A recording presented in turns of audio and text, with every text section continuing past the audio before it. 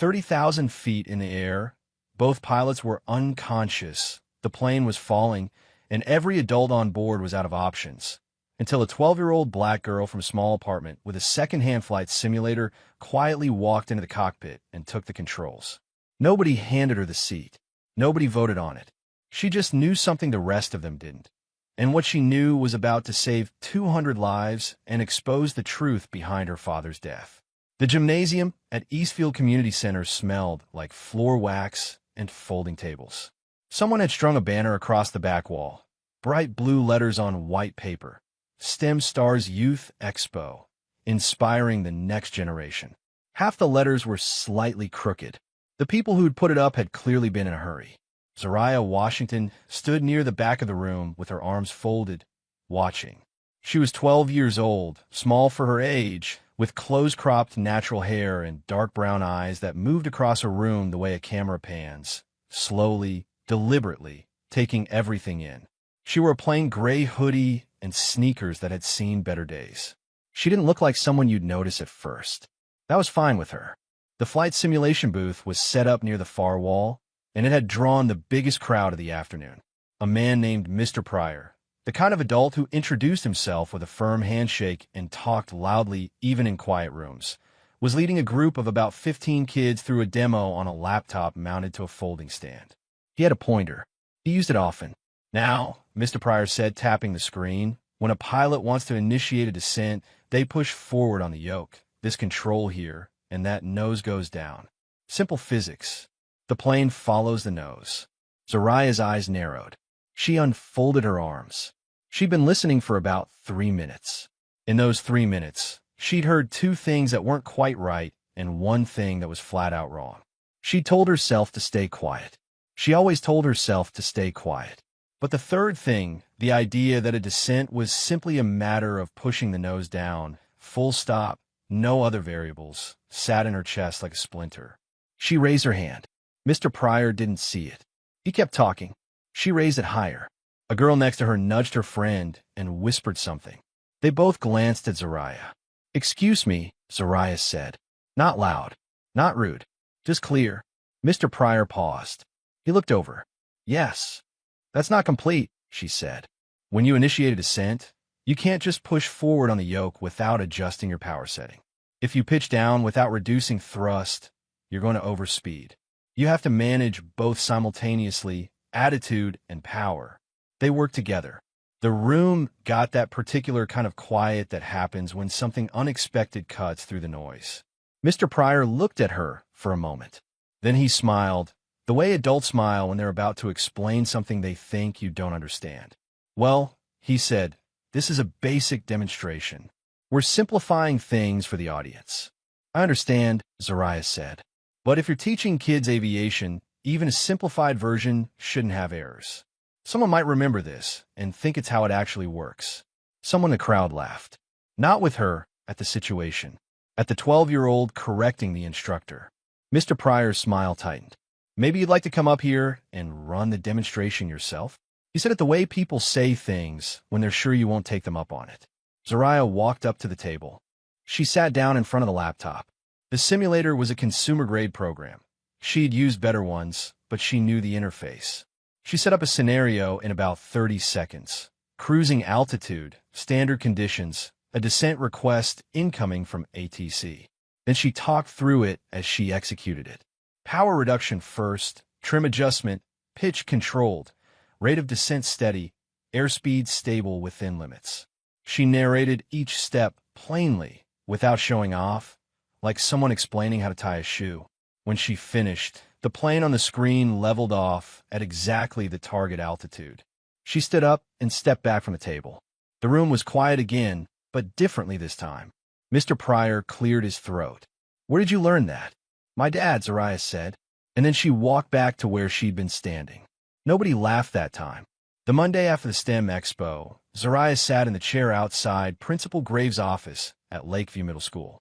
The chair had a small crack in the vinyl along the right armrest. She'd sat in it enough times to have noticed. Principal Graves was a round-faced woman with reading glasses she wore on a beaded chain around her neck. She leaned forward across her desk with an expression that was genuinely trying to be sympathetic but wasn't quite making it. "Zariah," she said, "your teachers have real concerns. It's not about your intelligence. Everyone agrees you're bright. It's about engagement, about how you interact with the classroom." Zariah didn't say anything. "Mrs. Ellison says you corrected her in front of the class again last Tuesday. She said the Wright brothers flew for 30 seconds at Kitty Hawk. It was 12 seconds on the first flight. That may be accurate, but it's a facts class. The fact was wrong." Principal Graves set down her pen. "You see, this is the pattern. It's not what you're saying, it's how you're coming across. You're quiet, you're withdrawn, and then when you do speak up, it feels combative to the other students and to the teachers." Zariah looked at the wall behind the principal's head. There was a framed poster of a mountain with a motivational quote at the bottom. She'd read it so many times she could recite it from memory. "I'm not trying to be combative," she said.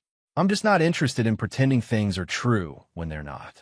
Principal Graves sighed, a long, patient sigh that carried a lot of tired history in it. "I've spoken with your Aunt Danielle. We both think it might help if you join some group activities.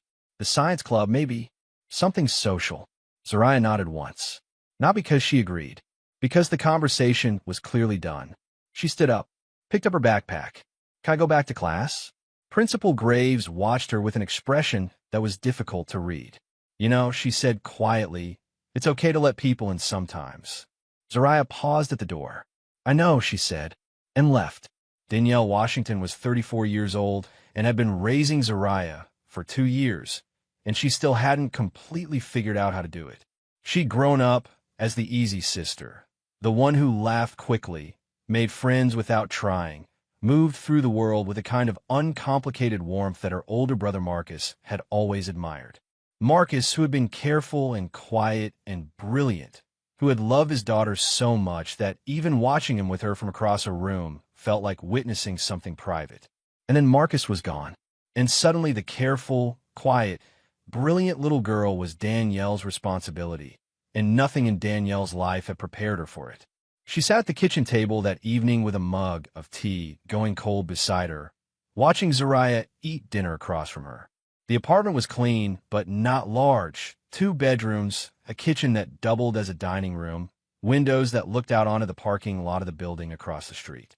"Mrs. Graves called me," Danielle said. "I know," Zariah said. She was reading something on her phone while she ate, some kind of aviation manual. Danielle could see the diagrams. "Can you put that down for dinner?" Zariah put it face down on the table. Danielle wrapped both hands around the mug. "Baby, I'm not trying to get on you. I want to understand what's going on at school." "Nothing's going on." "That's not what Mrs. Graves says. Mrs. Graves thinks I'm difficult because I don't pretend to agree with things I don't agree with." Danielle pressed her lips together. "You know what she said to me?" She said, and I'm quoting, "Zariah seems like she's somewhere else most of the time." Zariah picked up her fork. "Put down again. I'm fine. Aunt Daniele. You're 12 and you spend every evening in your room with that flight simulator, and you don't have any friends that I know of, and I have friends. Name one." A pause. A small, honest pause that said more than Zariah wanted it to. Danielle softened. She reached across the table and touched her niece's hand. "I know you miss him," she said. "I miss him too. Every single day. But sweetheart, I worry that the planes, the simulator, all of it, I worry it's not helping you move forward. I worry it's keeping you stuck."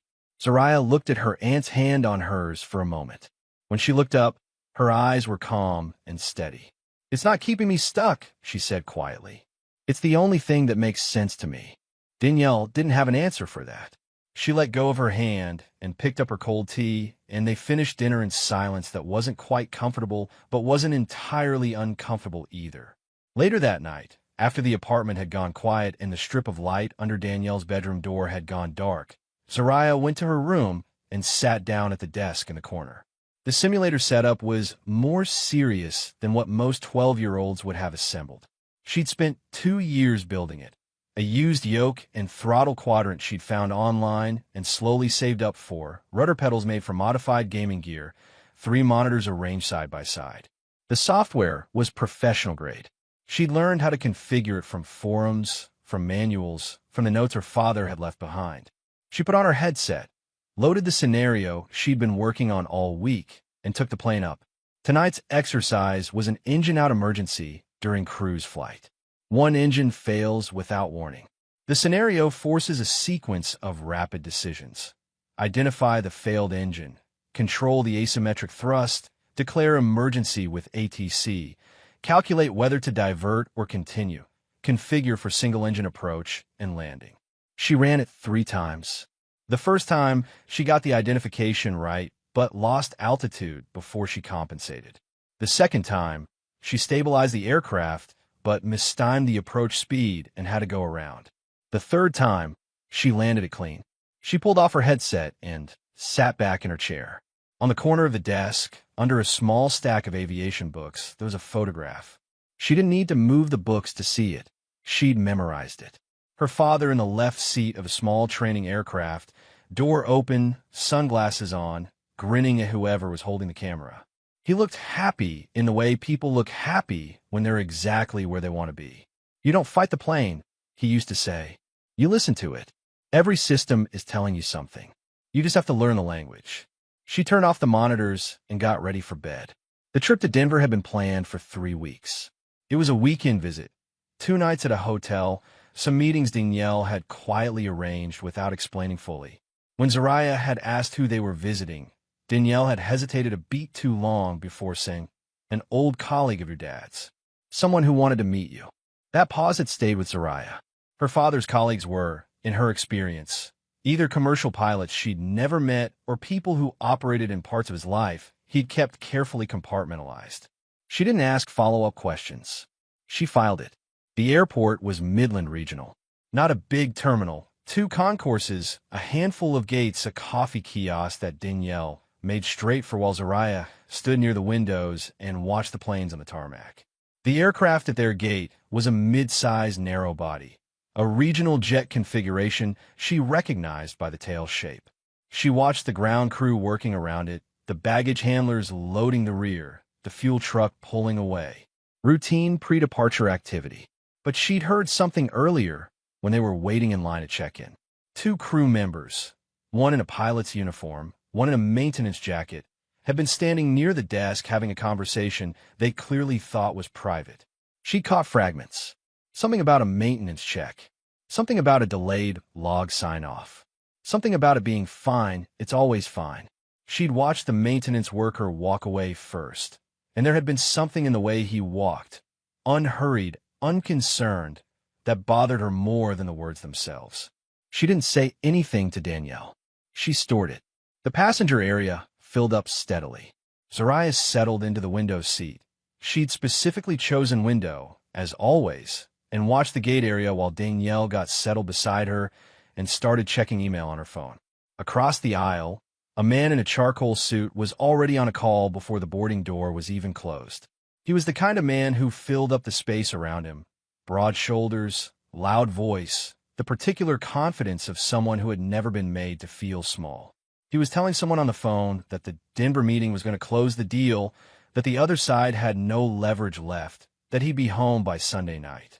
His name, Zariah would later hear a flight attendant use, was Mr. Calloway. He had the window seat across the aisle and was already visibly irritated that the boarding process was taking as long as it was. A few rows ahead, a man sat alone in an aisle seat reading a paperback novel. He was in his 50s with salt and pepper hair and the kind of relaxed, efficient way of moving that sometimes belongs to people who've spent a lot of time in professional settings where physical calm is a skill. He was dressed simply, khakis, a collared shirt, a worn jacket. He had a small carry-on that he'd stowed himself without asking for assistance. His name tag on the jacket, which Zariah could just make out from her seat, said something about an aviation maintenance certification. She caught the partial word before he shifted in his seat. 2 rows behind Zariah and Danielle, a man sat by himself in a middle seat, which was unusual. Most people who get assigned middle seats on a short regional flight settle into it with visible resignation, pulling out their phone, putting in earbuds, getting comfortable. This man wasn't doing any of that. He was sitting very still, with his carry-on bag on his lap instead of in the overhead bin, and he was looking at the seat back in front of him with a quality of attention that seemed out of place. Zariah noticed. She noticed the way she noticed most things, without staring, without reacting, without letting her attention become visible. She turned back to the window. Takeoff was smooth. The plane banked left after climbing through the lower cloud layer and leveled out heading northwest, settling into the cruise climb toward altitude. The seatbelt sign stayed on for a few extra minutes past the point where the ride had smoothed out, standard for many flights, she knew, but her eyes went to the indicator panel near the galley out of habit. She looked out at the left wing.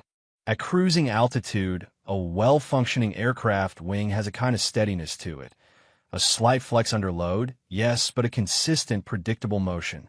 She'd spent enough hours watching wings, in real life and in simulators, to have a feel for what normal looked like. The wing looked normal. She kept watching it anyway. Something she couldn't name. Not a sound, not a movement, just a feeling that lived somewhere between instinct and pattern recognition. Made her keep watching. After a long moment, she turned away from the window. Danielle was asleep already, head tilted against her travel pillow, phone dark in her lap. Something's not right with this plane. She didn't know yet what it was. She just knew she'd be paying attention. 30 minutes into the flight, everything looked fine. That was the thing about aviation emergencies. The real ones, the ones that came from deep systemic failure rather than sudden mechanical drama. They almost never announced themselves. They built quietly, in small increments, behind panels and inside systems that normal passengers had no reason to think about. Zariah was not a normal passenger. She sat with her hands folded in her lap and her eyes moving steadily. Window, overhead panels, the galley area visible at the front of the cabin, the flight attendant moving through the aisle with a drink cart. She wasn't tense. She was listening. Her father had taught her that. Listen before you look. The plane will tell you things your eyes will miss. The engine sound was the first thing she focused on. At cruise altitude, the background hum of the engines should be consistent. A smooth, layered tone that changes slightly during thrust adjustments but maintains a recognizable baseline character. She learned the sound on dozens of flights, reinforced it with hours of simulator audio, sharpened it against recordings her father had kept on an old hard drive she'd found in his things. The right engine sounded right. The left engine, the one under her wing, had something in its rhythm that wasn't quite right. Not a sound exactly, more like a texture, a micro-variation in the tone that came and went on an interval that was too regular to be mechanical vibration and too subtle to be obvious. She kept listening. She counted the interval. Roughly every 45 to 50 seconds, the texture shifted. Very slightly. Barely perceptible unless you were specifically paying attention to that frequency of sound. She looked back out at the left wing. Nothing visible, but she hadn't expected visible. The left engine was forward of the wing. She could see the nacelle from her seat, and it looked normal. Whatever was causing the micro-variation was internal. System level. Pattern from Dad's training notes. System instability, not turbulence, not mechanical damage. Something in the power delivery cycle. She pulled out the small notebook she always carried in her hoodie pocket and wrote a single line. Elling Rhythm VAR, 45-50s interval. Not turbulence. 2 rows back, the man with the carry-on on his lap had his eyes open. He wasn't reading. He wasn't on his phone. He was sitting the way Zariah had been sitting, still, attentive, looking at nothing in particular, except that every few minutes, his gaze moved to the same spot, the forward bulkhead on the left side of the cabin, where a small panel covered what she knew was an equipment access point. He'd look at it for just a second, then look away, then look back. She watched this without appearing to watch it. She'd learned to do that too, peripheral attention, her father had called it. Useful in cockpits because you couldn't stare at every instrument simultaneously. Useful in life for related reasons. The third time the man's eyes went to that panel, he shifted in his seat and moved the carry-on bag from his lap to the floor between his feet. He did it with his right hand. His left hand, she noticed, was resting on the armrest, and his fingers were tapping. Not the idle, rhythmic tapping of someone bored. A different pattern. Too fast. Too irregular. He was nervous about something. For rows ahead, the man in the worn jacket had closed his paperback. He was sitting with his head slightly angled, and Zariah recognized the posture. It was the posture of someone listening to something outside the conversation they appear to be having with themselves. She'd done that posture herself at the STEM Expo. He was paying attention to the aircraft. She was almost certain of it. After a moment, he turned and looked out his window, left side of the aircraft, forward. He had a direct line of sight to the engine nacelle that she didn't. He looked at it for about 10 seconds, expression neutral, and then turned back forward and opened his book again. But he didn't read it. He just held it. The cabin lights flickered. It lasted less than half a second. A brief, full cabin dimming in return that was so fast most passengers probably hadn't registered consciously. The man across the aisle, Mr. Calloway, looked up briefly from his laptop, frowned, looked back down. The woman in front of Zariah touched her overhead light, turned it off and on to check it, then left it on. Routine reactions to what felt like routine turbulence-adjacent noise. One of the flight attendants, a young woman named Keely, whose name Zariah had read off her name badge during the drink service, paused in the aisle with her expression momentarily still, then kept moving. Zariah wrote in her notebook, cabin lights, brief full system flicker. 30-minute cruise. No turbulence at time of event. A full cabin power flicker wasn't an engine issue. It was a bus issue, the aircraft's electrical distribution system, which ran off the generators, which ran off the engines. A flicker that brief, absent any turbulence or visible cause, suggested either a loose connection somewhere in the distribution chain or, less commonly, more seriously, a generator irregularity on the primary bus. She thought about the fragment she'd overheard at the gate. Delayed log sign-off. It's always fine. She thought about the interval in the engine sound. She thought about the electrical flicker. She thought, system instability. Not one fault, a pattern. These aren't separate things. Her father's voice, from a training session so long ago she'd been barely tall enough to see the instrument panel. In aviation, coincidences are rarely coincidences. When two things go wrong at the same time, look for the third thing that explains both of them. She looked toward the front of the cabin.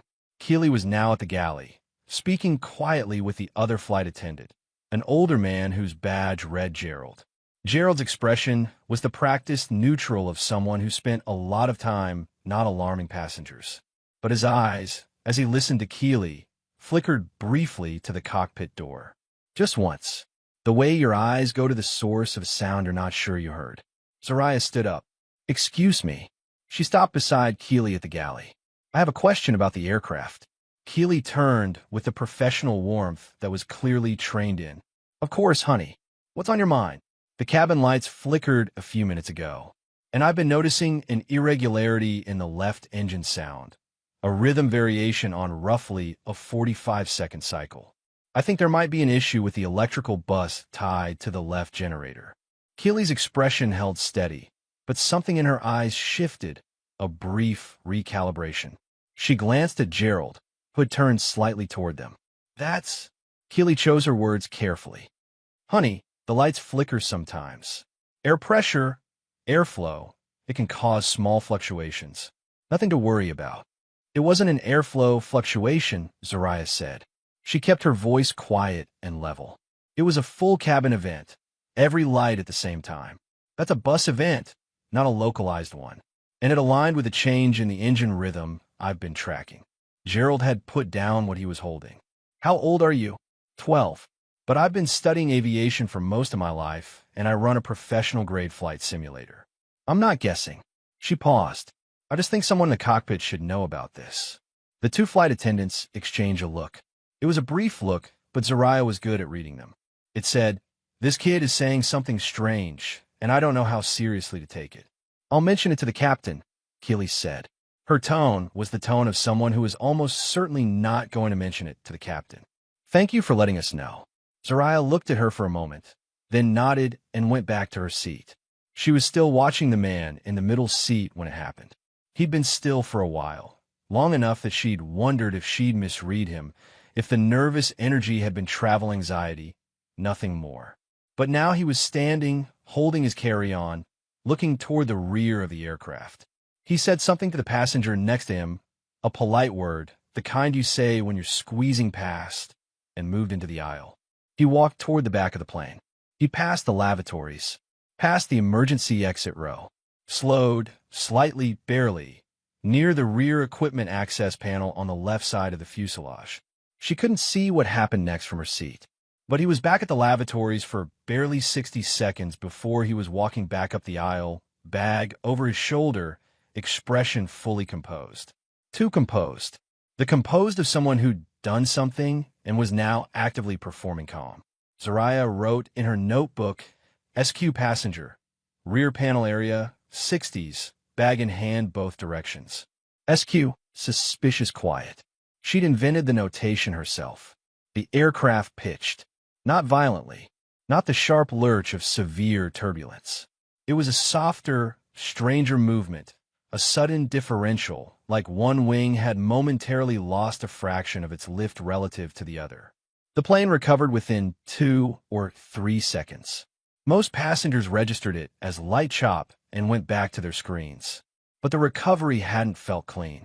It had felt corrected, as if the autopilot had caught something and compensated, which was exactly what autopilot was designed to do, except that the correction had been slightly heavy, slightly overtuned for the magnitude of the deviation. Zoraya knew what that felt like. She'd induced similar oscillations in her simulator to test autopilot response behavior.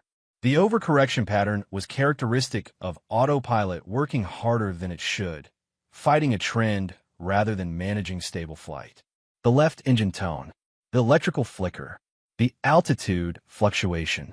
She felt it then, the shape of it assembling in her mind the way a picture assembled on a screen as the resolution loaded, pixel by pixel, until suddenly there was something recognizable. This isn't random. These are symptoms of the same underlying failure. She looked at the man in the middle seat. He was back in his seat now, bag between his feet again, left hand on the armrest. His fingers had stopped tapping. She thought about that. The anxiety before the trip to the back. The calm after it. Something had changed for him when he went back there. She put her pen down and looked out at the left wing for a long moment. Then she wrote the last line in her notebook for this flight, underlining it once. This isn't an accident. Something's failing. We're being forced to fail. She closed the notebook and held it in both hands and looked toward the front of the plane, where the cockpit door was closed and locked, and thought about what came next. The first alarm didn't build up to anything. It just arrived. 1 second the cabin was ordinary. Mr. Calloway typing on his laptop, the woman in 14C watching something on her tablet, a baby 3 rows back making the soft, exploratory sound babies make when they're not yet unhappy, but getting there. The next second, a sharp, repeating tone cut through all of it from somewhere forward, and the aircraft shuddered in a way that had nothing to do with turbulence. It was a full-body shudder, the kind that came from something changing in the power plant, not from air moving the wrong way outside the fuselage. Zoraya felt it through the seat frame, through the armrests, through the soles of her shoes on the cabin floor. She'd felt it once before in her simulator, a dual-system fault scenario her father had programmed himself, labeled in his handwriting on a sticky note on the monitor. What happens when 2 things fail at the same time? She was already sitting forward in her seat when the oxygen masks dropped. They came down in a single synchronized motion from every overhead panel at once. The yellow cups swinging on their plastic tubes, the small bags not yet inflating, waiting for the passenger to pull the tube before they'd fill. The cabin filled immediately with a particular kind of sound that has no good name. Not screaming, not yet, but the collective sharp intake of breath from 140 people who understood simultaneously that something was very wrong. Danielle grabbed Zoraya's arm. "Put yours on," Zoraya said. Her voice was steady. She reached up and pulled her own mask down, pulled the tube, once to inflate the bag, and pressed it to her face. "Pull the tube. Like this." Danielle's hands were shaking, but she did it. The plane had nose forward. Not sharply, not the steep dive of a plane that had lost all control, but a definite sustained downward attitude, the kind that pressed you into your seat at a slightly wrong angle, the kind that said the aircraft was descending faster than it was supposed to, and no one had told it to stop. The alarm was still going. Two tones alternating. Zariah identified it before she'd consciously decided to. Master warning. Not a single system. Multiple systems flagging simultaneously. Ladies and gentlemen, please remain seated. Remain calm. Keely's voice over the intercom cut in and then cut out. The PA made a sharp hissing sound and went dead. Gerald had already moved to the cockpit door. Zariah could see him from her seat. He was pressing the call button on the panel beside the door once, twice, 3 times. He had his phone to his ear. His face was professionally controlled, but his body was doing things his face wasn't. His weight shifting forward, his free hand pressed flat against the door like he was trying to feel something through it. No response from inside. He pressed the code on the keypad. The door's lock light didn't change. He pressed it again, different sequence. Still nothing.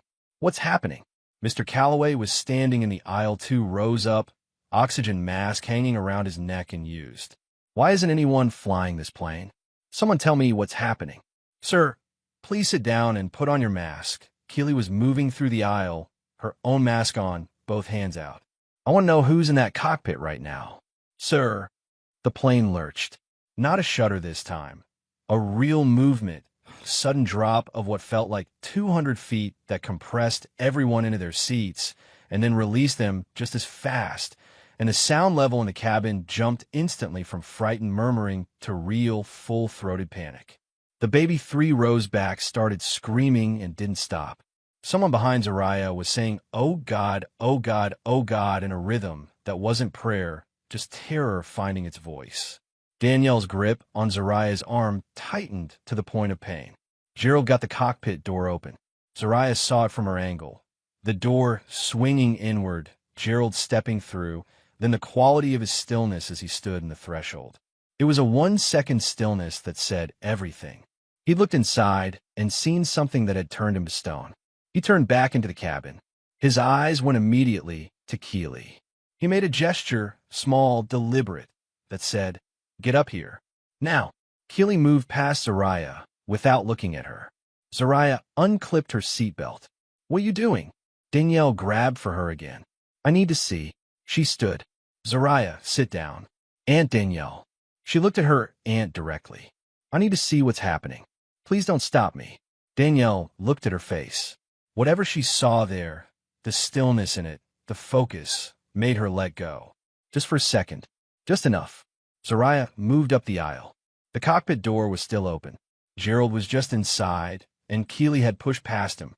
Zariah reached the threshold and looked in. The captain was in the left seat, slumped forward against the yoke. Not unconscious in the way of sleep, slumped in a heavy, wrong way, his full weight pressing against the control column, which was part of why the nose was down. The first officer was back in his seat, head tilted, face slack, both hands fallen away from the side stick. His right arm had slid down to hang at his side. The instrument panel was a landscape of warnings. Red flags across multiple systems. The altitude was unwinding. They were descending through 19,000 feet, and the rate was not small. Keely was pulling the captain back from the yoke with both hands, trying to get his weight off the control column. She managed it. The nose attitude improved fractionally, but the moment she let go to reach for the radio, he slumped forward again. "Hold him back," Gerald said, taking Keely's place. "Both hands. Don't let go." He reached for the radio himself. "Mayday, mayday, mayday." His voice was train steady, the words coming out in the correct sequence. "This is flight." The radio crackled. Static. A voice breaking through in fragments. The plane's descent hadn't stopped. The man from the worn jacket, the engineer, had come up the aisle behind Zariah without her hearing him. She sensed him before she saw him, and when she turned, he was right there, looking past her into the cockpit with the expression of someone doing rapid calculations. "Both of them," he said. Not to her. To the situation. "Yes," she said. He looked at her. "You know aircraft systems?" "Yes." He didn't waste time asking follow-up questions. He stepped to the cockpit door. "I'm an off-duty maintenance engineer. Let me in. I can help." Gerald looked over his shoulder. His face said he was out of options. "Get in." The engineer stepped over the threshold and went immediately to the instrument panel, scanning. His hands moved across the controls with the economy of someone who'd spent decades knowing exactly where things were. He found the autopilot disconnect, looked at its status, looked at the altitude, looked at the vertical speed indicator. Autopilot's fighting a trim fault, he said.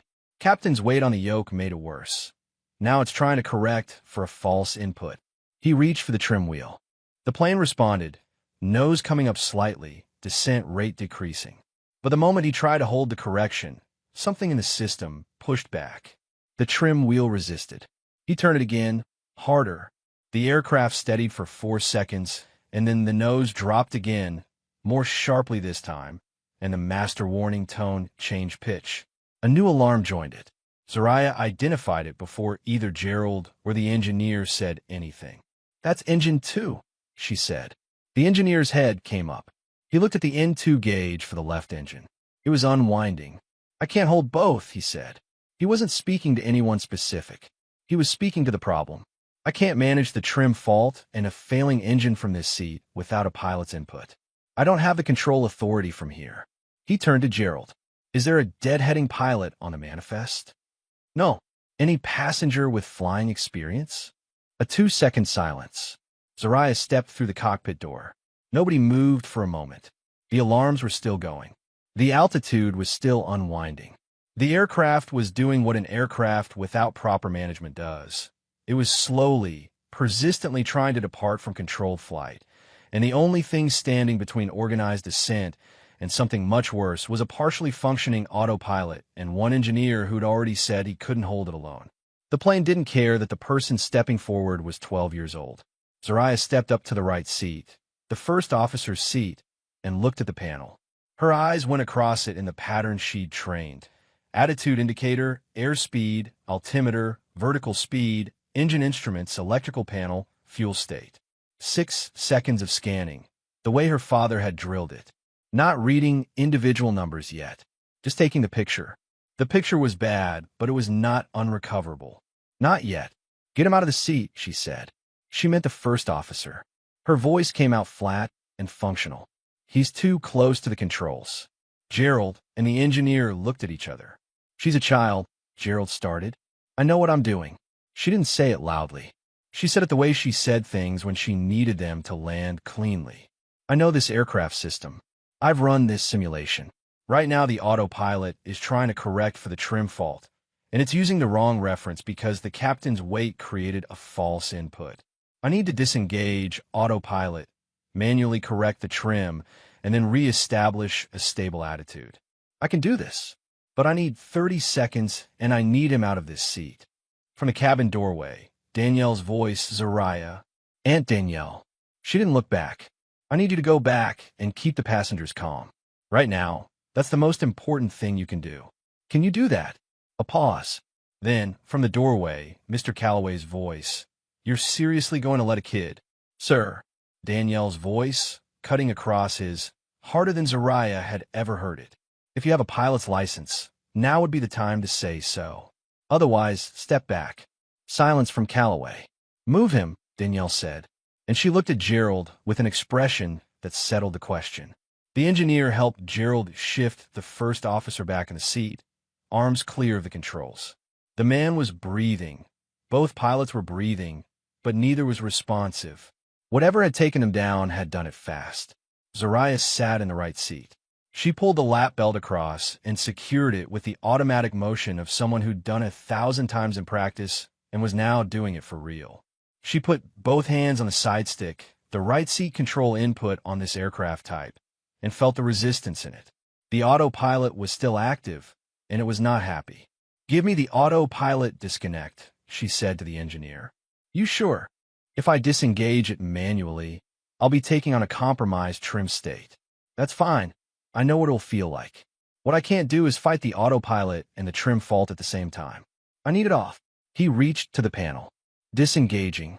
The moment the autopilot dropped off, she felt it. The aircraft's true state coming through the side stick like a conversation. The nose wanted to drop. The left wing wanted to fall. The trim was set slightly nose down from the captain's weight episode, and the system hadn't corrected it yet. It wasn't violent. It was insistent. It was a plane that wanted to go somewhere she didn't want it to go, and her job, was to talk it out of it. She applied back pressure, steady, controlled, not fighting. Her left hand found the trim will on instinct, and she rolled it, feeling for the neutral point, watching the attitude indicator. The nose came up. The left wing lifted. The vertical speed indicator slowed in its downward movement, steadied, reversed. The aircraft leveled. Not perfectly. There was still a slight left bank tendency, and the left engine instruments were not reading well. But the uncontrolled descent had stopped. The master warning tone dropped from its highest register to a lower, steadier one. Still alarming, but the difference between everything is wrong and some things are wrong. In the cabin, she heard the change in the ambient sound, the shift from sustained panic to something less certain of itself. The screaming had stopped. The crying hadn't, but crying was manageable. Crying meant people were still capable of feeling something other than pure terror. The engineer was staring at the instruments. Then at her. "You stopped the descent," he said. Temporarily. She didn't take her eyes off the attitude indicator. "The left engine is degrading. I have a fuel imbalance building. Left tank is feeding unevenly. And I don't know the trim fault source yet, which means if it gets worse, I'll feel it get worse." She paused. "I need radio contact with ATC. Who has the radio?" Gerald had the radio. He handed it across. "Static." She keyed the mic. "Any ATC, any frequency, this is..." She stopped. She didn't know the flight number. She looked at the instrument panel, found a transponder, read the squawk code. "Any ATC, squawk 7702, we have a pilot incapacitation emergency. Both flight crew down, aircraft is under control. I need a center frequency and a priority handling." She released the mic, waited. Static. Then a voice, male, professional, slightly sharp with urgency. "Aircraft squawking 7702. Say again your situation. Over. Both pilots are incapacitated. Unconscious. I have the aircraft. We are level at," she checked, 16,400 feet, maintaining approximately, heading 270. "Left engine degrading. I need vectors to nearest suitable airport, and I need medical information on pilot incapacitation causes. Over." A longer pause this time. The engineer was watching her. She could feel it without looking. The radio came back. 7702, confirm. Who is flying the aircraft right now? She'd expected the question. She'd half expected to have to fight it. "My name is Zariah Washington. I'm 12 years old, and I'm in the first officer's seat. I have approximately 400 hours on a professional-grade flight simulator for this aircraft type, and I have successfully stabilized the aircraft from an uncontrolled descent. I need vectors, and I need them now. Over." The pause this time was shorter. Something had changed in the quality of the silence. A recalibration on the other end. 7702, understand you're 12 years old, flying from the right seat. Can you confirm current aircraft state? Are you in controlled flight? Affirmative. Aircraft is level. Airspeed is, she checked, 280 knots, slight left bank tendency. I'm correcting manually. Left engine N2 is degrading, currently at 82% and dropping. I have a fuel imbalance. I do not yet have a source for the trim fault. Over. Another pause. Then a different voice, older, steadier, someone who'd clearly been brought to the mic with intention. 7702. This is Senior Controller David Reeves. I'm on with you now. Good job stabilizing that aircraft. I'm assigning you priority handling. Give me a moment to get your options together. Stay on this frequency. Over. Copy that, Zariah said. I'm not going anywhere. Behind her, in the cabin doorway, she heard a sound that might have been a short, disbelieving laugh from someone, or might have been a sob. She didn't look back to find out which. The engineer, his name was Warren, she'd finally heard someone use it, had moved to the left seat, and was managing what he could reach from there. Electrical panel switches, keeping watch on the engine instruments, calling out numbers she asked for. He was good at it. He was trained for exactly this kind of mechanical assessment, even if flying an aircraft wasn't his discipline. Left engine is at 78, he said. Still dropping, but slower now. The fuel cross-feed valve, she said. Left side. Can you see its position? He looked. Closed. Open it. Slowly. He did. She felt the aircraft respond. The left engine's fuel supply stabilizing as the cross-feed equalized the imbalance. The N2 gauge stopped its descent. held at 76%. Not good, but not worsening. Okay, she said quietly, more to herself than to Warren. She was doing the math in her head, the same calculations she'd run in simulator emergencies dozens of times, except this time the numbers had weight behind them. Okay, you've done this before, Warren said. It wasn't quite a question. In simulation, she adjusted her heading correction slightly, watching the artificial horizon.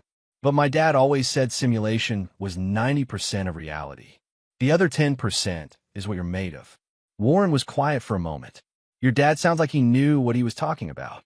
She didn't answer that. Controller Reeves came back on. 7702, I have your situation. Nearest suitable airport is Caldwell Regional, approximately 80 miles at your current position and heading. I can vector you for a straight-in approach. However, I need you to understand, we're working on getting emergency services to the airport, but at your current descent rate and engine state, you're going to need to manage your speed carefully on approach. Are you familiar with the ILS approach procedure? Over. Affirmative, she said. But I want to flag something first. My engine state isn't from normal mechanical failure. I believe this aircraft was deliberately sabotaged.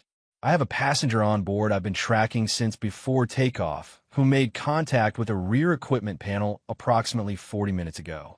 The failure pattern I'm managing is layered and timed. This wasn't a maintenance failure. Over. She could feel Warren's eyes on her. She kept her own eyes on the instruments. The controller's pause was longer this time. 7702, copy that. I'm logging that information and flagging it for the appropriate authorities. Right now, my priority is getting you and those passengers on the ground safely. We can deal with the rest after. Agreed, she said. But I need someone to make sure that passenger doesn't have access to any more aircraft systems. Over. Understood. Can the cabin crew handle that? She looked over her shoulder. Gerald was in the doorway. Gerald, the man who was sitting in the middle, 2 rows behind us. Don't let him near any panel or equipment access. Keep someone with him. Now. Gerald nodded and disappeared into the cabin. She looked back at the instruments. The fuel imbalance had stabilized, but not resolved. The left engine was holding at 76%. The trim fault was still present. A persistent, low-level nagging in the side stick that she was compensating for with steady back pressure. It was manageable, but it was tiring in a way she hadn't anticipated. Real aircraft controls had feedback that simulators approximated but couldn't fully replicate. Her forearms were already feeling it. She adjusted her grip, kept the nose where she needed it. Warren, she said. Yeah. The trim fault. I need to find the source. What systems could create a nose-down trim bias on this type? He was quiet for a moment, thinking, stabilizer trim, actuator fault. Or, less commonly, a pitch computer input error. He looked at the overhead panel. Or something physical, something that's been introduced into the system. He said the last part carefully. They both knew what he meant. She thought about the man in the middle seat. The rear panel. The 60 seconds. Check the pitch trim circuit breakers, she said. All of them. Tell me if anything looks pulled or modified. He started checking. She held the aircraft level and thought about what she knew and what she was starting to understand about why this plane was the one that had been chosen, and why this flight specifically, and what it had to do with a man in Denver who'd wanted to meet the daughter of Marcus Washington. 2 circuit breakers, Warren said quietly. Beach Trim Monitoring Circuit. Both pull. She absorbed that. Someone knew exactly what they were pulling, she said. Yes, Warren said. She looked at the attitude indicator. 16,000 feet, stable, heading west-southwest toward a runway she hadn't seen yet and couldn't visualize beyond what the charts in her memory told her. 140 people behind her. 2 pilots who couldn't help her. An engineer who was doing everything he could from the wrong seat. And somewhere in the back of the aircraft, a man who had done this on purpose and was now sitting quietly in his seat, waiting to see what happened. This plane isn't just failing, she said. Not loudly, not dramatically, just clearly, the way you state a thing when you want the record to be accurate. Someone did this. Warren looked at her. She keyed the mic. Reeves, 7702. Ready for those vectors. Let's get this done. Controller Reeves had been working air traffic for 19 years. And in that time, he had handled 2 declared emergencies, 1 mid-air communication failure, and 1 aircraft that had come in with a landing gear malfunction that had kept him awake for 3 nights afterward. He had never, in 19 years, had a conversation like this one. He kept his voice even. That was the job. 7702, turning you left heading 240. Caldwell Regional is at your 11 o'clock, 81 miles.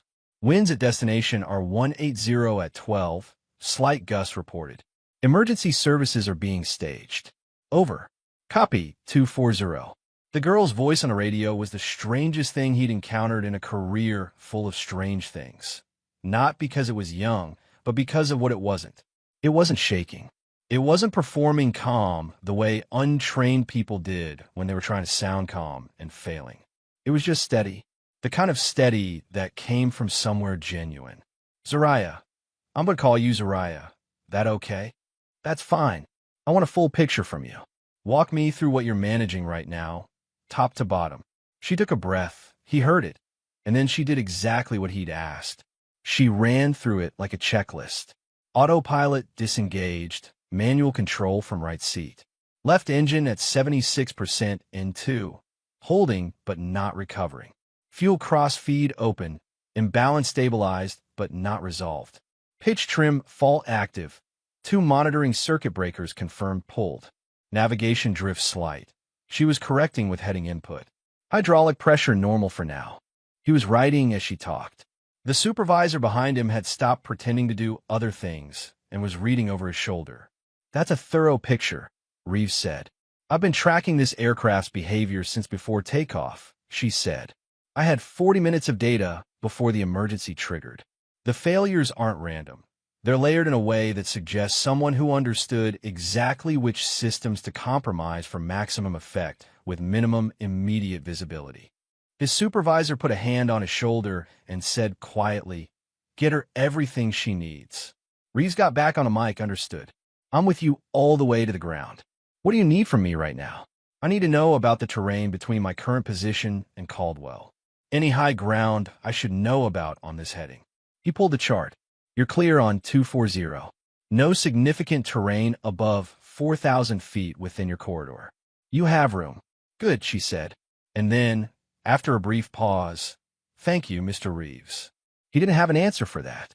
He just stayed on frequency. At 14,000 feet, the storm found them. It hadn't been on the forecast when the flight departed. A fast-moving cell that had developed and tracked north faster than the models predicted, the kind of weather that reminded everyone in aviation that the atmosphere did not read weather reports. The turbulence came first, light, and then moderate, rattling the cabin and pushing the aircraft left and right of heading and movements that Zariah had to correct for continuously. Then the radio began breaking up. 7702, say again your static altitude, over. 14,000, say again, you're broken. Copy 14, static, maintain, we're losing you, standby. And then Reeves was gone. Static wall, full frequency, nothing coming through. She looked at the navigation display. She had her position. She had her heading. She had the chart information Reeves had given her before the interference, and she had the training in her head that her father had put there across hundreds of hours of instruction, most of which she'd absorbed so completely that it no longer felt like something she'd learned. It just felt like something she knew. She could fly without the radio. She'd done it in simulation. Communications failure scenarios were standard emergency training. You maintained the last assigned heading, squawked 7600 on the transponder to indicate radio failure, kept flying toward the destination. ATC would know what the squawk meant. They'd expect her. She reached up and set the transponder. Storm interference, she said to Warren. I've lost radio contact. I'm setting 7600. We maintain 240 and keep our altitude profile. Reeves knows where we are. Warren was watching the engine instruments. Left engine just dropped to 71. She absorbed that. 71% N2 was still within the range where the engine was producing useful thrust, but the trend line wasn't good. If it kept declining at the current rate, she was looking at possible flame-out in. She ran the mental calculation, somewhere between 30 and 50 minutes, depending on what was driving the degradation. Is it a fuel issue or an internal fault? she asked. Hard to say from here. Fuel flow looks... Actually, fuel flow looks slightly low for the thrust setting. He leaned forward. Could be a fuel control unit issue. Someone might have introduced a restriction. Another deliberate failure. Time to come online slowly, invisibly, during flight. Okay, she said. She adjusted the thrust on the left engine down slightly. Counterintuitive, but reducing demand on a struggling power plant sometimes extended its life. I'm reducing left engine thrust. We'll lean on the right engine more. It'll create a yaw tendency. I'll need to stay on the rudder. You sure? I'm sure. She pressed her right foot against the rudder pedal, feeling for the balance point. The aircraft straightened. See? Warren let out a slow breath. Yeah, he said quietly. I see. In the cabin, it had been 4 minutes since the oxygen mask had dropped and the world had rearranged itself. The masks had stopped being necessary. They were at a pressure altitude where the cabin was managing, but most passengers were still wearing them, gripping the armrests, watching the flight attendants for information. Danielle had moved to the center of the cabin. She didn't have a script for this. She'd spent her adult life in medical billing administration. She was good with spreadsheets, good with people in a professional context, good at untangling complicated insurance claims. Nothing about that had prepared her for this.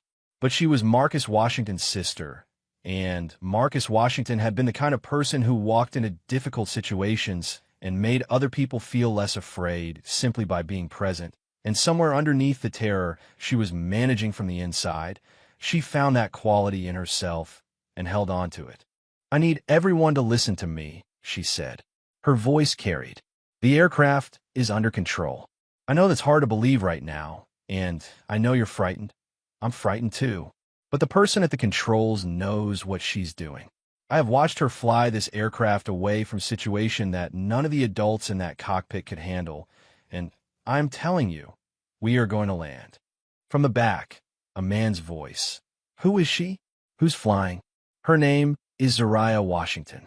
She's 12 years old. She has been studying aviation and flight systems her entire life. And right now, she is the most qualified person on this aircraft to do what she's doing.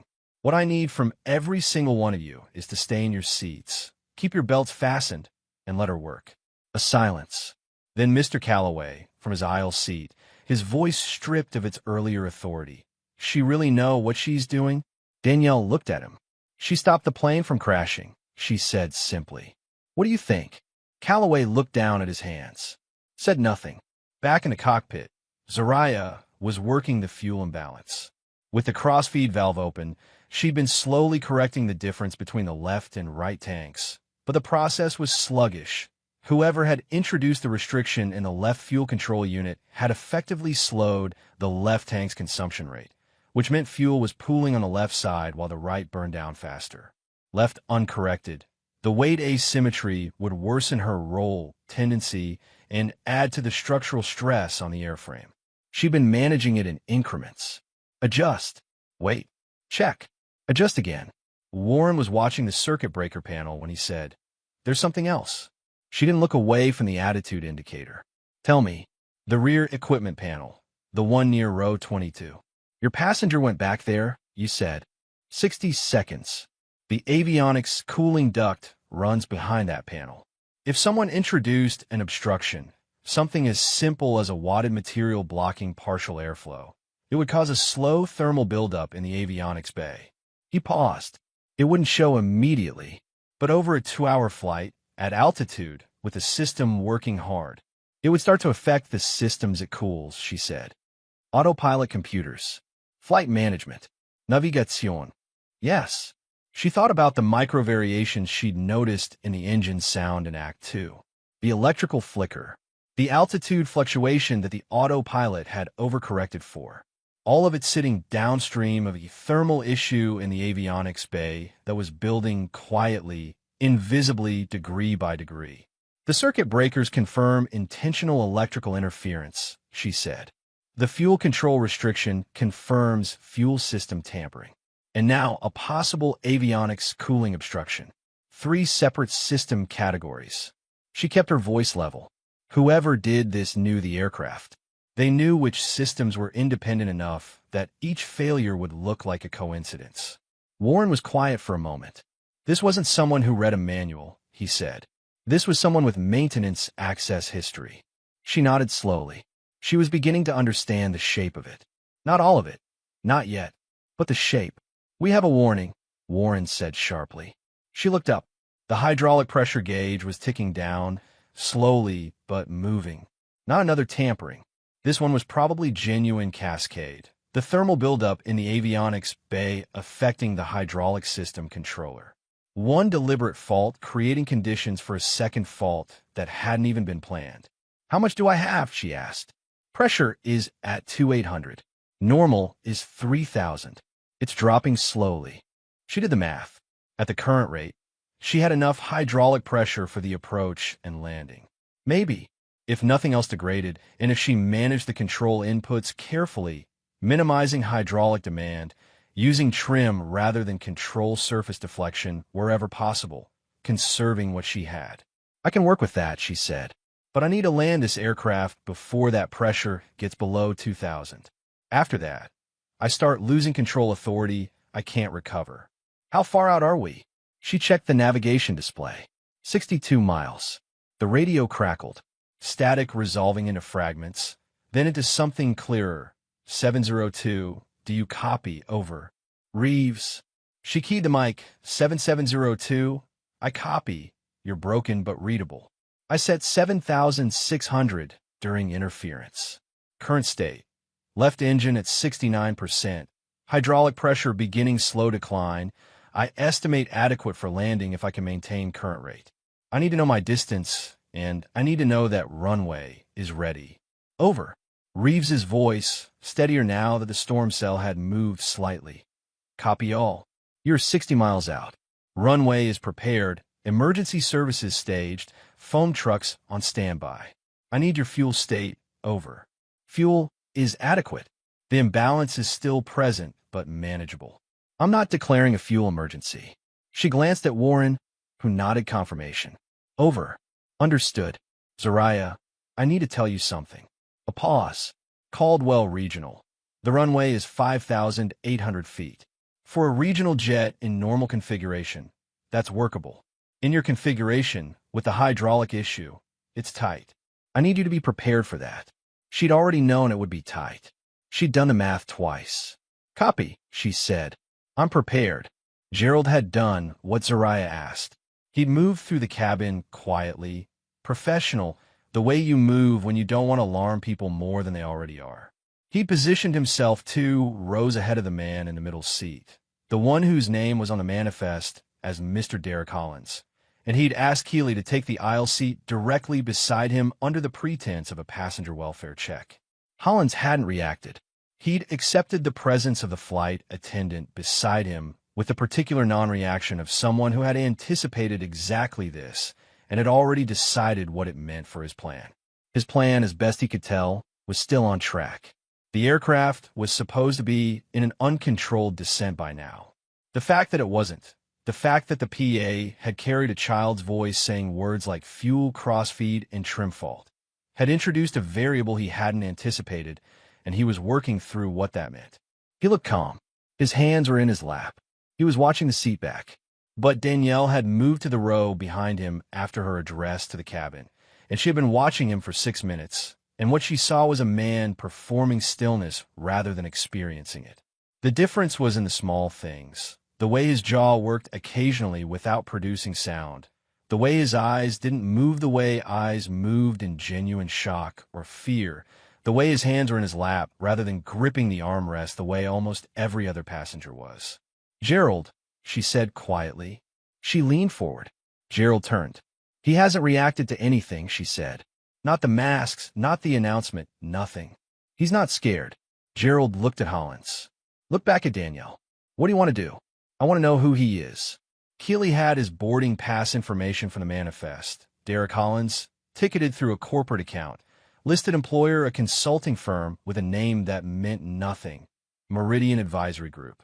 But the detail that snagged was the seat assignment. He'd been ticketed to a window seat in row 8.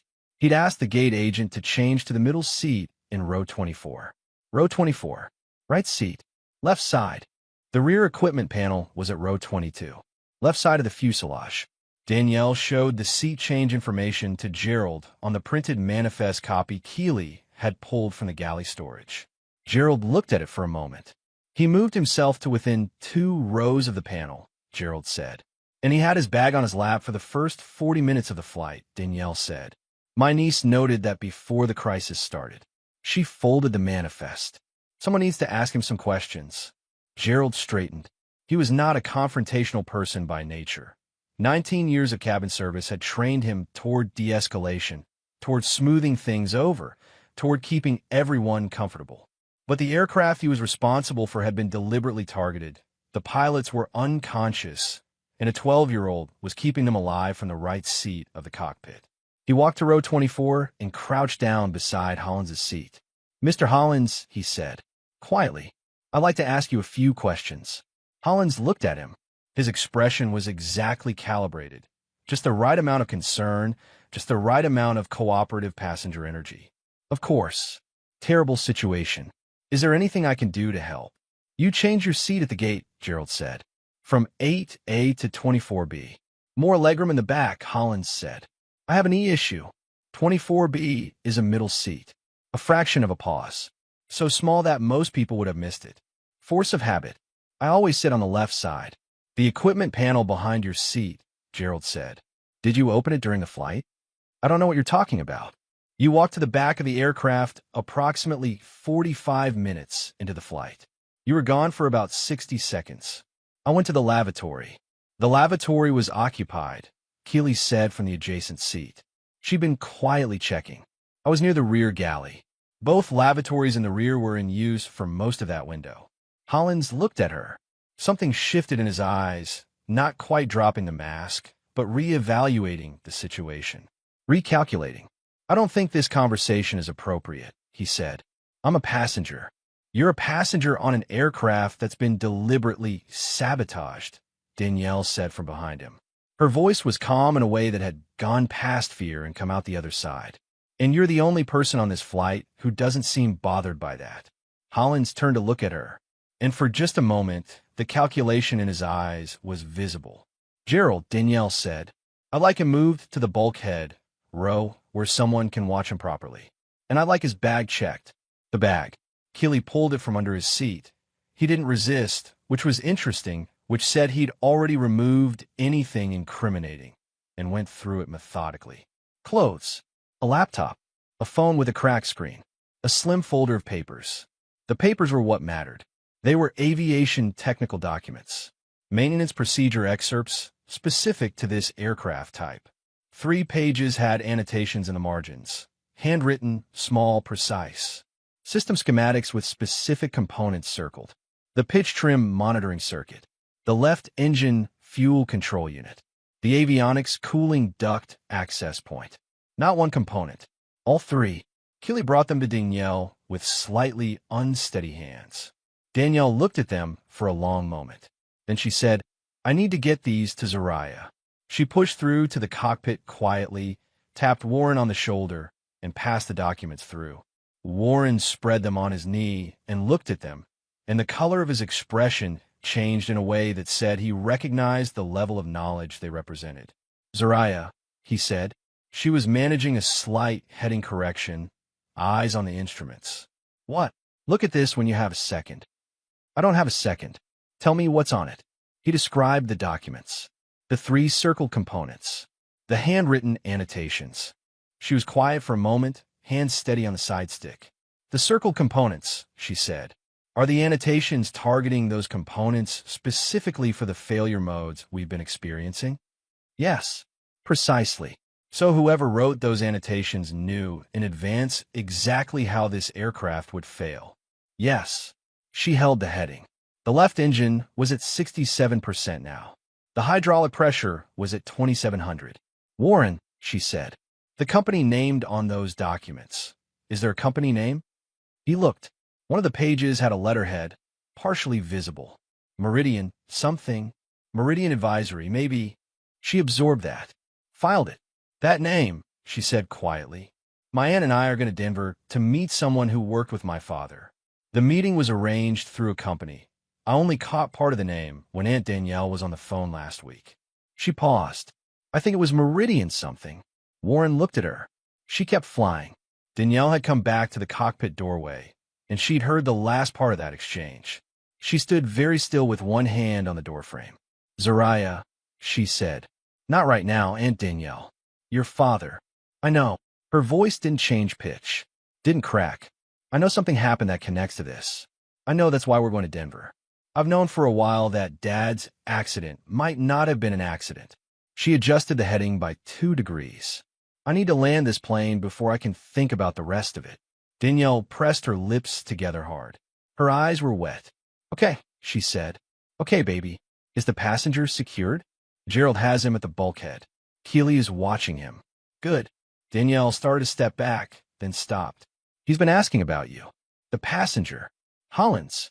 What's he asking? He wanted to know who was flying. When Gerald told him, when he heard your name, his expression changed. She paused. He looked like he recognized it. Zariah didn't respond for a moment. Then she keyed the cabin PA, a short, controlled burst. Ladies and gentlemen, this is Zariah. We are approximately 50 miles from our emergency landing site. I'm going to need complete quiet in the cabin for the next 30 minutes. That means seated, belted, and still. Your cooperation is the most important thing you can give me right now. She released the PA. In the cabin, the murmuring stopped.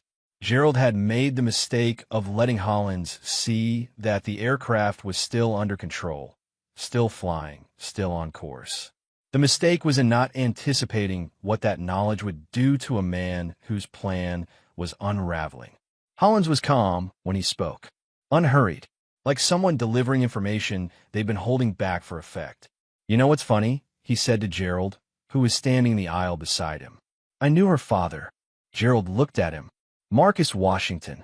Hollins said the name plainly, the way you say the name of someone you don't feel anything complicated about. Good pilot. Better investigator, as it turned out. He spent 2 years documenting what certain people had been doing to maintenance records in the regional carrier networks. Falsifying service logs. Clearing aircraft for service that hadn't been properly cleared. The kind of thing that saves companies money and costs passengers their lives. Eventually, he adjusted in his seat. He was about to take his documentation to the FAA. He had a meeting scheduled. Gerald said nothing. He never made it to that meeting, Hollins said. His car went off a highway outside of Tulsa. Ice on the road, they said. He tilted his head slightly. There wasn't any ice reported that night on that stretch of road. Gerald's hands were at his sides. Who are you? Someone who was asked to make sure the story didn't get a second chapter. He glanced toward the cockpit door. I didn't know about the girl. That was an oversight on someone's part. She wasn't supposed to be here. She wasn't supposed to be involved. A pause. She has his eyes, you know. Same stillness. Gerald moved then. He turned to Keely and made a short, decisive gesture, and the two of them repositioned Hollins, hands behind the seatbelt, makeshift restraint from zip tie, cable ties from the emergency kit. No ceremony. Hollins didn't resist. He sat in his new configuration with the same composure, like a man who had accepted the shape of how this was going to end. It doesn't matter, he said, as Gerald stepped away. Stopping me doesn't stop anything. This is bigger than one flight. Gerald walked back up the aisle without responding. Warren had relayed enough of the cabin situation to Zariah that she had the picture now. Most of it, anyway. The parts she'd suspected and the parts she hadn't. Her father hadn't slipped on an icy road. She held that knowledge in her chest, where it sat with a weight she recognized. Not new weight. Exactly, because she carried suspicion of it for a long time, in the way children carry things they can feel but can't name. It was the same weight that had made her stare at the ceiling at night when she was 10 and they'd told her about the accident. The same weight that had made her go deeper into the flight manuals, deeper into the simulator, deeper into everything her father had left behind, as if there was an answer in there she hadn't found yet. There was an answer. She was 48 miles from landing with it. Reeves, she keyed the mic 7702. I have updated information on the sabotage. The passenger we've restrained has verbally connected himself to the deliberate incapacitation of the flight crew and provided contextual information suggesting this action was part of an organized operation targeting aviation maintenance record integrity. The same operation is believed responsible for the death of my father, Marcus Washington, approximately 2 years ago. Over. A long pause on the frequency. Then Reeves, copy all, Zariah. FBI have been notified and are coordinating with law enforcement at Caldwell Regional. The information you're providing is being recorded and logged. Over. Thank you. She checked the instruments. Left engine 65%. Hydraulic pressure 2600. 48 miles.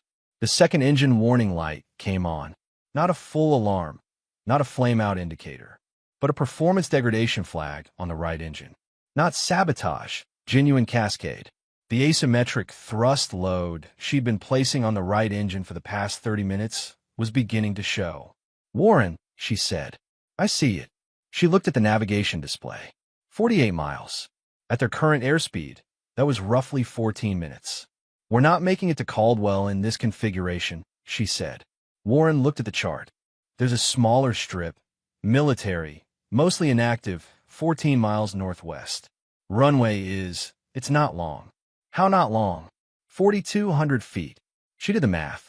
A regional jet at approach speed with partial hydraulics and degraded engine performance, landing on 4,200 feet. The numbers were not comfortable numbers. She keyed the mic. Reeves, 7702. I need a closer option. What can you tell me about the military strip northwest of my position? Over. Reeves came back fast.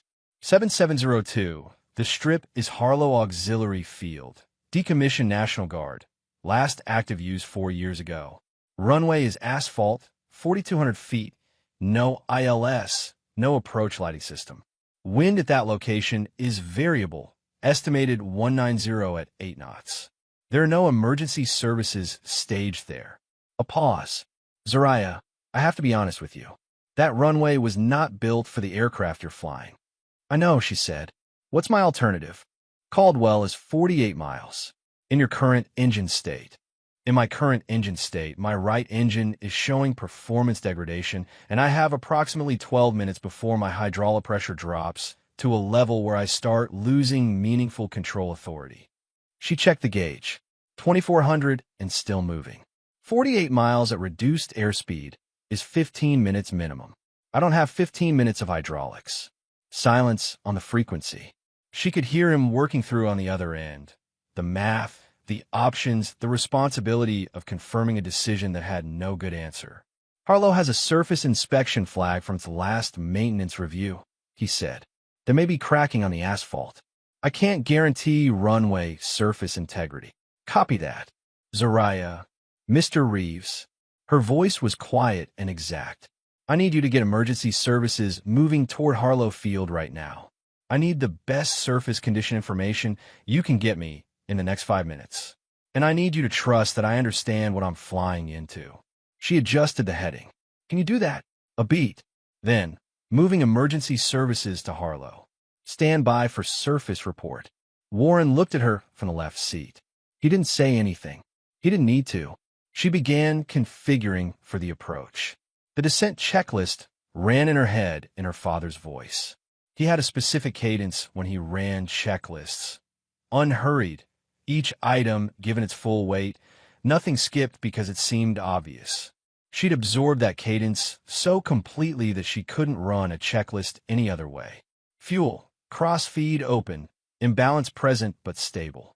Engine 2, 63% N2, performance degraded, monitoring. Engine 1, showing early degradation flag, holding for now. Hydraulics, 2,200 and declining. Flaps, she'd need them, but flap extension increased hydraulic demand. She'd deploy in stages, conserving pressure, timing the extension for when she needed it most. Landing gear, the biggest hydraulic demand of the approach. She'd extend it as late as she could justify. Speed, she needed to come in slightly fast. 4,200 feet sounded like a lot until you were flying a regional jet with compromised braking and a surface you couldn't trust. Too fast meant overshooting. Too slow with degraded hydraulics meant risking control loss before the threshold. There was a narrow band of acceptable. She was going to have to find it and stay in it. Flaps to 10, she said to herself, and moved the lever. The aircraft buffeted slightly as the surfaces deployed.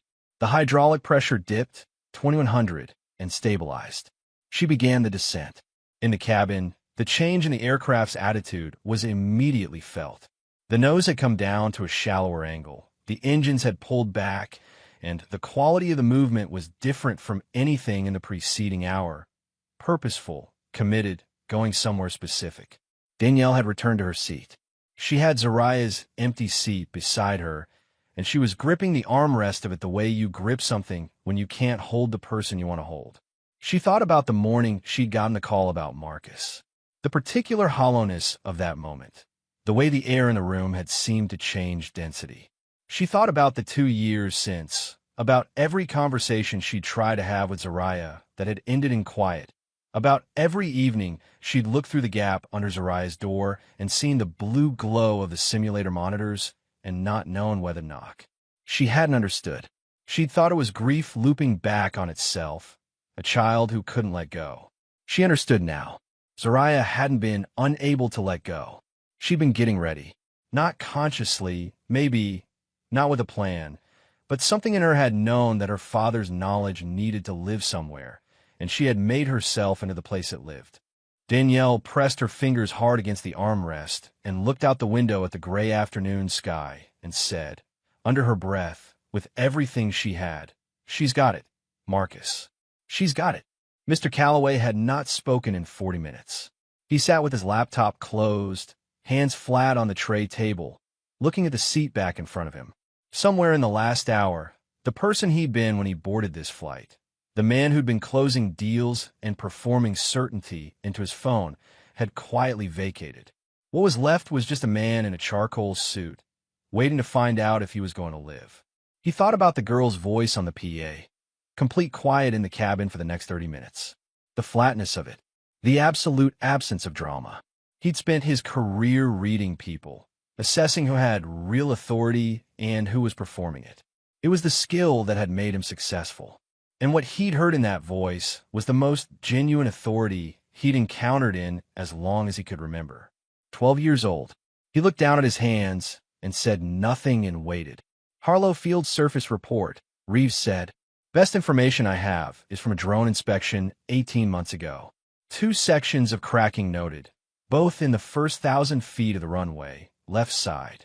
The remaining 3,200 feet is rated serviceable. If you can stay right of centerline on rollout, you should avoid the worst of it. Copy. Right of centerline on rollout. What's my traffic? You're the only traffic within 40 miles. Harlow airspace is clear. I'm going to talk you down. I'll call your distance every half mile from 2 miles out. Over. Copy that. Beginning final approach configuration. She reached for the landing gear lever. The hydraulic pressure dropped, 1900, as the gear extended. She heard the 3 thumps in sequence, felt the drag increase, watched the gear indicator lights. 3 green. Gear down and locked. Hydraulics, 1700 and still moving.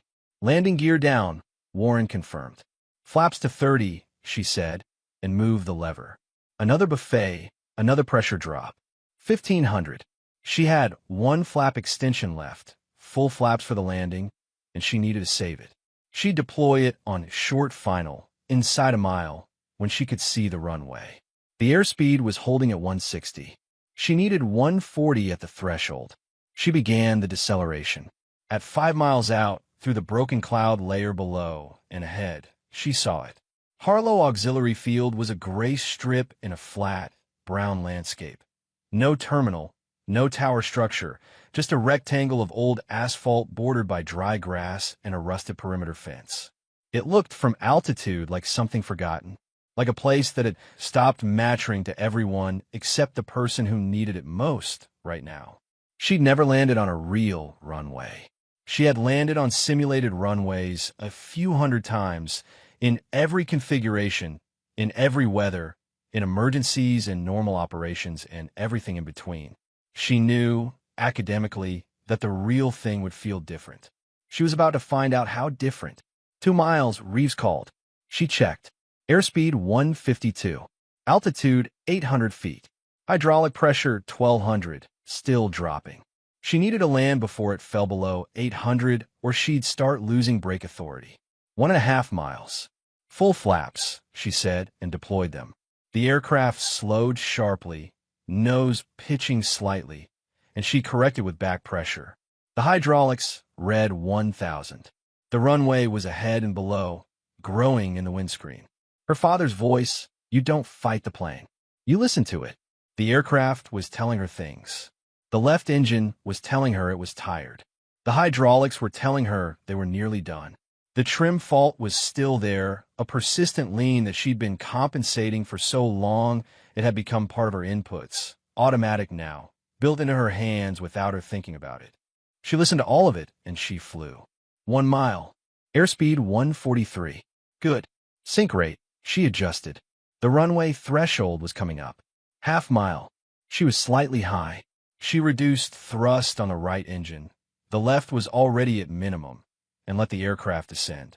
The threshold markers were visible now, the faded white paint of a runway that hadn't been used in years. "You're looking good," Reeves said. His voice had changed, quieter, something in it that wasn't professional distance anymore. "You're looking really good." She didn't respond. All of her was on the aircraft. The threshold passed under the nose.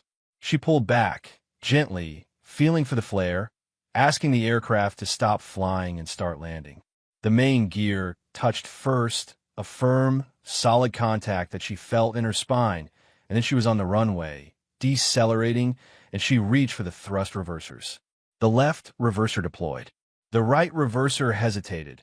1/2 second, 1 second, and then deployed unevenly, and the aircraft yawed hard to the left, toward the cracked section of runway, toward the edge.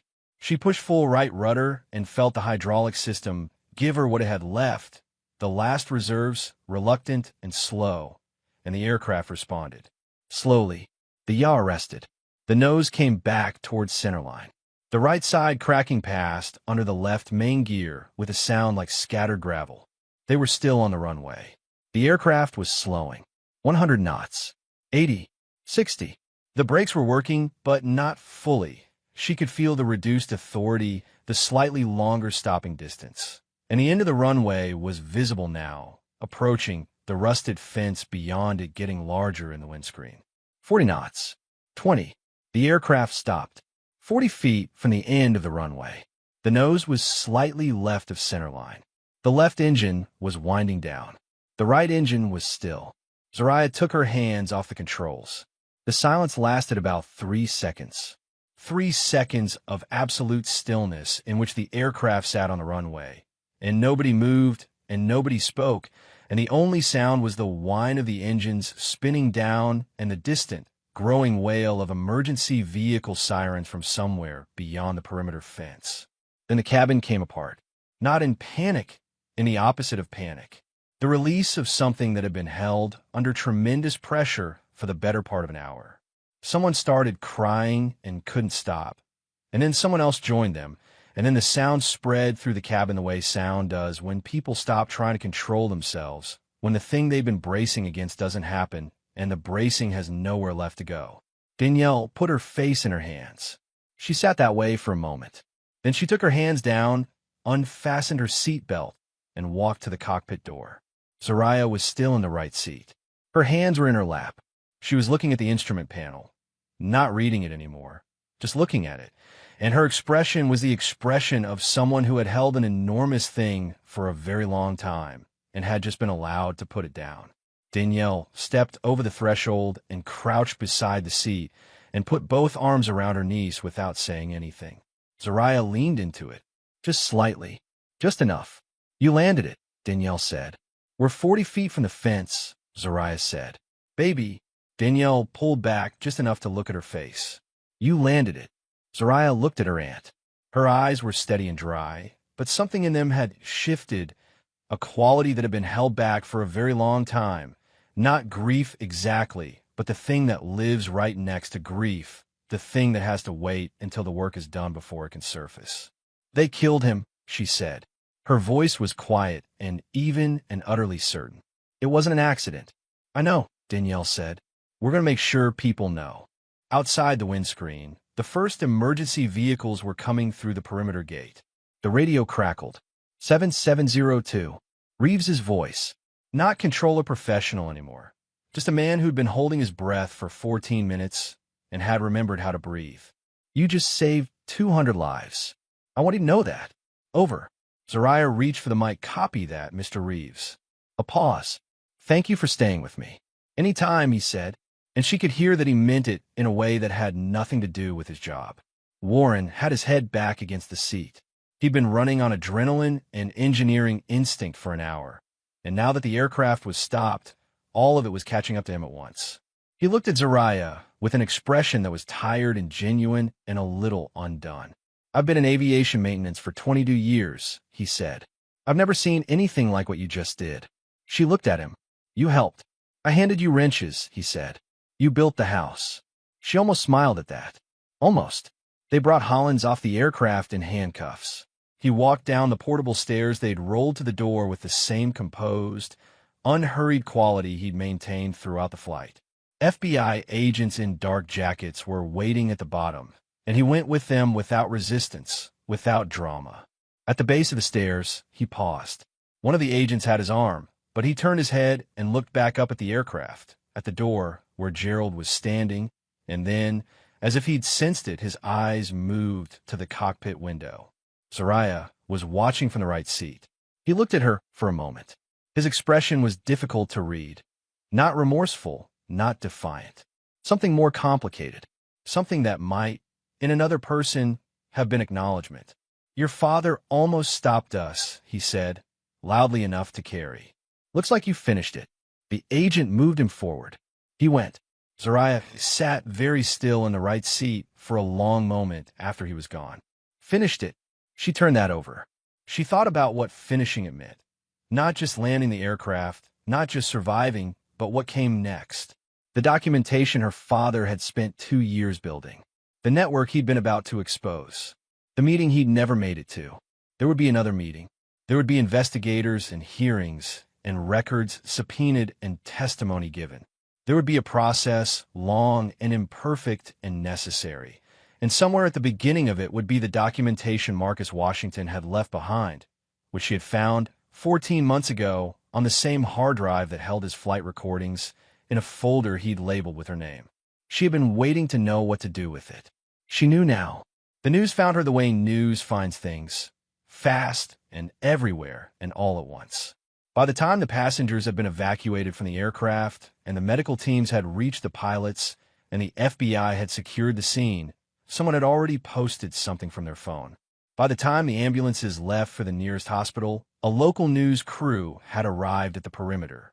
By the time Zariah and Danielle were sitting in the back of an emergency services vehicle wrapped in foil blankets and drinking bad coffee from paper cups, the story was already moving. 12-year-old girls lands plane after both pilots collapse. The satellite trucks arrived within the hour. The perimeter was crowded with cameras and reporters doing their pieces to camera against the backdrop of the aircraft sitting on the runway, 40 feet from the fence, left of centerline, engines cold. An FAA official found them, then an FBI coordinator, then a woman from the airline's crisis management team who was trying very hard to look like she was in charge of a situation that had already made it clear it did not need her to be in charge of anything.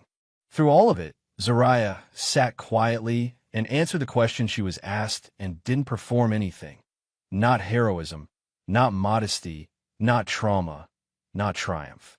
She answered accurately and completely and waited for the next question. Danielle answered some of the questions on her behalf. The ones that were more about family, more about background, the ones that required context she couldn't give herself. She did it well. She did it the way someone does something when they've just discovered they're capable of more than they thought. A reporter at the perimeter managed to get close enough to call out, "Zariah, how does it feel to be a hero?" Zariah looked at the reporter. Consider the question with the same seriousness she gave all questions. "I just flew the plane," she said, and she turned back to her coffee. 3 days later, Zariah came home. The apartment looked the same, the kitchen with the parking lot view, the hallway with the overhead light that needed a new bulb, the door to her room that never quite closed flush because the frame had shifted in the summer heat 2 years ago and nobody had gotten around to fixing it. She dropped her bag on her bed, sat on the edge of the mattress for a moment. The room was quiet in the particular way of rooms that have been empty for a few days, a hell-breath quality, waiting. She looked at her desk. The 3 monitors, the yoke, the throttle quadrant, the rudder pedals. The small stack of aviation books in the corner. The photograph underneath them. She got up and crossed the room and sat down at the simulator. She didn't load a scenario right away. She sat in front of the dark screens and put her hands on the yoke and felt the familiar weight and resistance of it. She thought about the moment the main gear had touched the runway at Harlow Field. The feeling that had come through the seat frame and up her spine and into her hands. Real, undeniable, the full weight of the aircraft and everyone in it passing through the contact point between metal and asphalt. Nothing in the simulator had ever felt like that. Nothing in the simulator ever would. But the simulator had gotten her there. Every hour in this chair had been a deposit against a moment she hadn't known was coming. Her father had started that account. She had kept adding to it, faithfully, every evening because she hadn't been able to do anything else with the love she had for him and nowhere to put it. She reached under the stack of books and took out the photograph. He looked happy. He was exactly where he wanted to be. She propped the photograph against the base of the center monitor. Then she reached into the inner pocket of her hoodie and took out a folded piece of paper, a copy of the contact information for the FAA investigator she'd spoken with at Harlow Field. The investigator who had, at the end of their conversation, said, "Your father's case has been reopened as of this afternoon. We're going to need everything he left behind." She set the paper next to the photograph. Then she powered on the monitors, loaded the flight simulator, and started building a new scenario. She wasn't running it to escape. She wasn't running it because it was the only thing that made sense. She was running it because she had work to do, and this was where the work happened, and the work was not finished. It had just found its shape. The screens came to life. The instruments populated. The familiar landscape of an aircraft cockpit spread across the 3 monitors, waiting. She put on her headset. She took the controls. I didn't just fly the plane, she thought, as the engines spooled up on the screen. I finished what he started. What do you do when the world underestimates you your entire life, and then hands you the moment to prove them all wrong at 30,000 feet? If this story moved you, hit like and subscribe. We have more stories that will stay with you long after they're over.